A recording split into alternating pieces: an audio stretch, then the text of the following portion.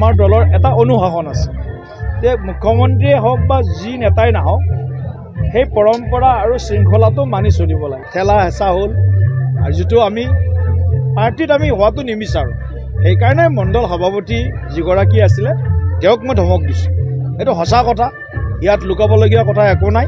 এইটো মানে মৰমৰ অনুশাসনৰ ধমক, ব্যক্তিগত কোনো ধমক নহয়, হাই কাজিয়া নহয়। এইটো দল চলাব লাগিলে শৃংখলাবদ্ধতা প্ৰথম বিষয়। গতিকে মই সেই ক্ষেত্ৰত কৃপণালী নকৰোঁ। দলৰ নীতি, দলৰ পৰম্পৰা, দলৰ অনুশাসন সকলোৰে বাবে সমান।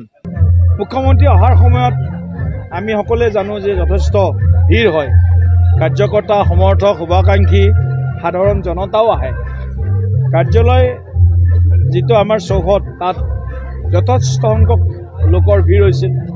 কিন্তু যেতিয়া আমাৰ দলত এটা নিয়ম আছে, পৰম্পৰা আছে, আমাৰ দলৰ এটা সংস্কাৰ আছে আৰু আমাৰ দলৰ এটা অনুশাসন আছে যে মুখ্যমন্ত্ৰীয়ে হওক বা যি নেতাই নাহক সেই পৰম্পৰা আৰু শৃংখলাটো মানি চলিব লাগে।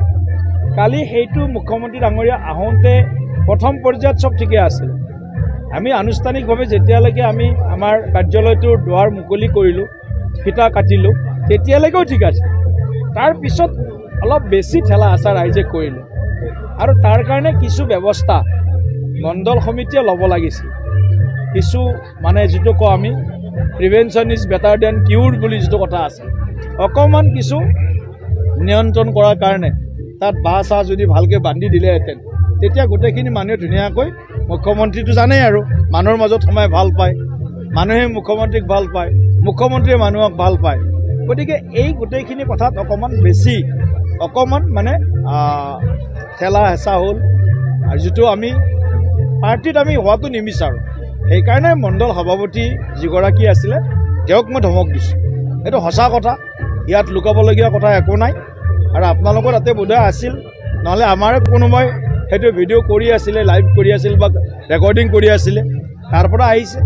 ইয়াত লুকাবলগীয়া কথা একো নাই। আচলতে বিৰোধীৰ হাতত কোনো বিষয়েই নাই।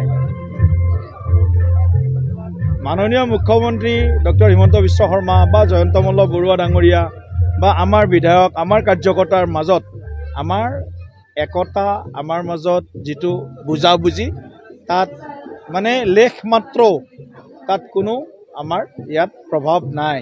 কিন্তু বজাই ভাল পায়, কিছুমানে TRPও পায়, কিছুমানে তিলটোকে তালটো কৰিও ভাল পায়।